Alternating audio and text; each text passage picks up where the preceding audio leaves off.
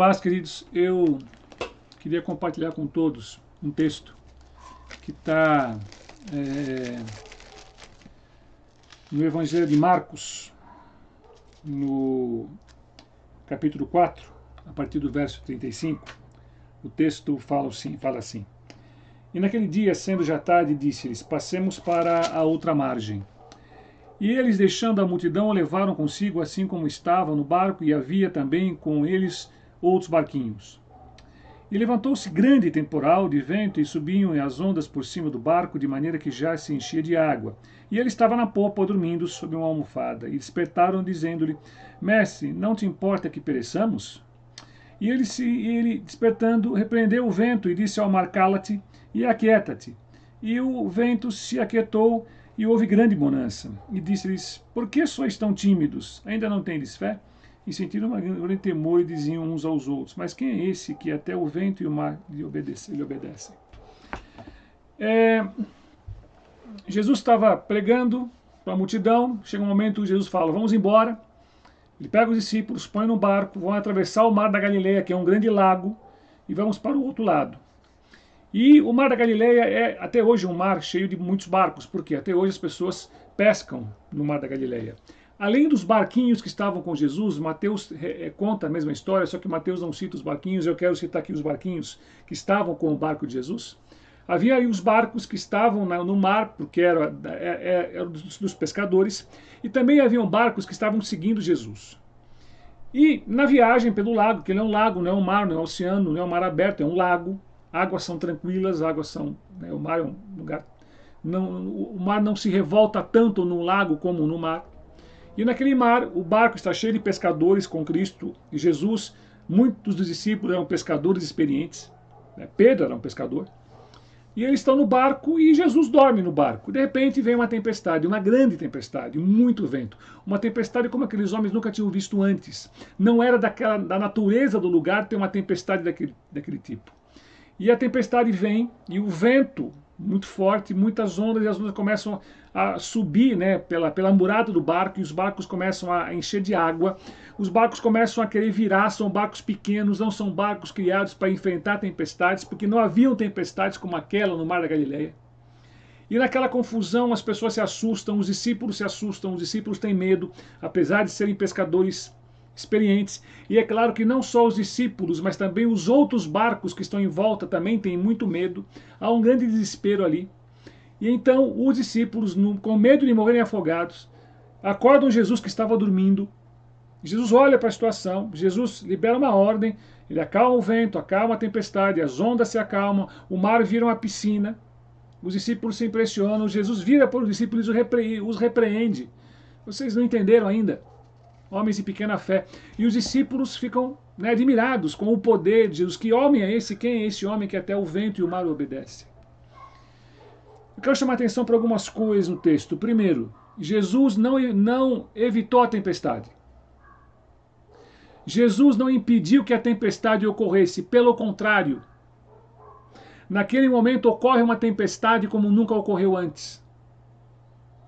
Quando Jesus está no mar com os discípulos, no lago com os discípulos, no mar da Galileia com os discípulos, naquele momento em que Jesus está junto com os discípulos, eles atravessam e enfrentam uma grande tempestade.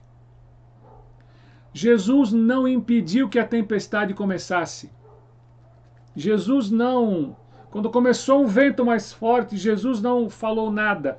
Pelo contrário, Jesus estava dormindo e Jesus deixou a tempestade crescer. E a tempestade aumentou até chegar a um ponto que a tempestade causou espanto naqueles homens que estavam acostumados com o mar. Acostumados com o navegar. Eram pescadores. Jesus não livrou aqueles homens de passarem pela tempestade. Claro que antes de chamarem Jesus, eles tentaram controlar o barco. Eles fizeram aquilo que eles sabiam fazer, eles eram pescadores. Então eu imagino que eles ajeitaram as velas do barco, eles começaram a remar o barco, eles retesaram as cordas, eles manobraram o leme do barco. E ainda assim, o barco estava sucumbindo à tempestade. E Jesus não faz nada. Passam por aquela grande tempestade, o barco dos discípulos. e os barquinhos que estavam em volta. Até o ponto em que os discípulos se desesperam e chamam Jesus, até com uma certa indignação. Jesus, não, você está dormindo, Jesus? Essa tempestade, essa confusão, essa ventania, a água entrando, os barcos quase virando, o Senhor dormindo. Jesus, o Senhor não se importa que morramos. Então faz o seguinte, acorde e vem ajudar aqui, segura o leme, né? Sei lá, solta as velas, faz alguma coisa, Jesus. Jesus olha para aquilo, acorda e manda acalmar a tempestade. E a reação de Jesus é de exortar os discípulos. Vocês não entenderam nada. Que fé pequena vocês têm. Jesus vira as costas e vai dormir. Sabe, às vezes os cristãos acham que nós não passaremos por dificuldades, que nós não passaremos por tempestades. Isso não é bíblico, isso não é, Jesus nunca disse isso. Ao contrário, as tempestades são oportunidades. As tempestades são a oportunidade de sermos igreja. A tempestade é a oportunidade de sermos luz e sermos sal. Nós estamos passando por uma grande tempestade em nossa nação. Nós estamos passando por uma grande tempestade na terra. Nunca se viu o vento que está soprando na terra como está soprando nos dias de hoje. Nunca se viu tamanha tempestade. As ondas nunca foram tão altas. O efeito na economia é comparável à das grandes guerras mundiais. O mundo está parando. As pessoas têm medo, as pessoas têm dúvida. As pessoas começam a entrar num processo de pânico, de paralisia. As pessoas começam a entrar num processo de murmuração. As pessoas começam a entrar num processo de conflito, de quem é a culpa. As pessoas começam a procurar um inimigo. Não tem inimigo. Tem a tempestade. Para nós, como igreja, é uma grande oportunidade a tempestade. É uma oportunidade de sermos um barco com um diferencial. Nós somos o barco em que está Jesus. Naquela tempestade, naquele dia, no mar da Galileia, os outros barcos que estavam em volta, os outros barcos que estavam no mar, sofreram as mesmas dificuldades que os discípulos. E os discípulos sofreram as mesmas dificuldades que os outros barcos.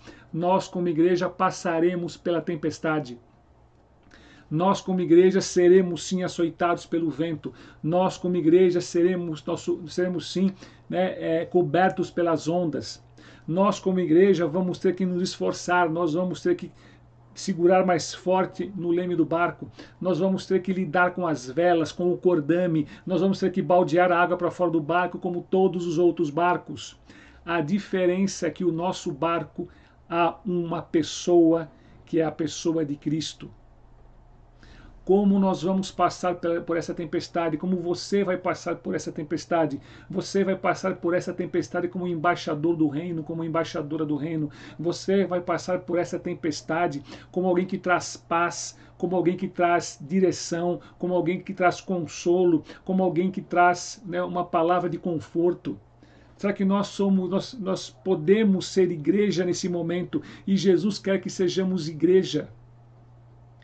Jesus nos deixou entrar na tempestade, nós como igreja entramos na tempestade, nós estamos passando pelas mesmas dificuldades.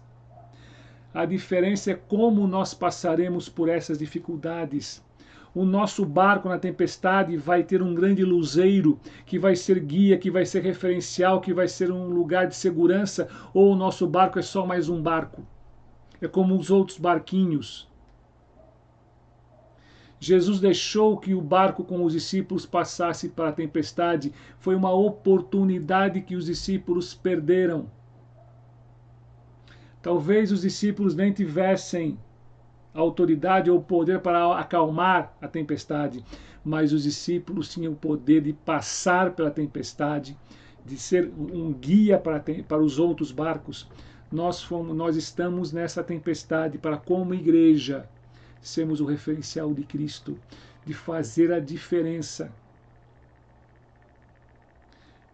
Nós vamos passar pela tempestade como os outros barcos estão passando, ou nós vamos passar pela tempestade como pessoas que sabem que Jesus está no barco? nós vamos desperdiçar a oportunidade e seremos exortados por Cristo um dia, igreja de pouca fé, homens e mulheres de pouco entendimento, desperdiçaram uma grande chance de mostrar a diferença que é estar na tempestade com Cristo. Ou será que Jesus vai olhar para nós e vai se agradar de nós? Vai olhar para nós como igreja, como homens e mulheres de Deus, e vai se alegrar?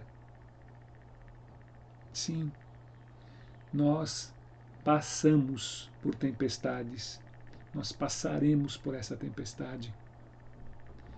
Nós temos que passar por essa tempestade como o barco que é capitaneado por Jesus.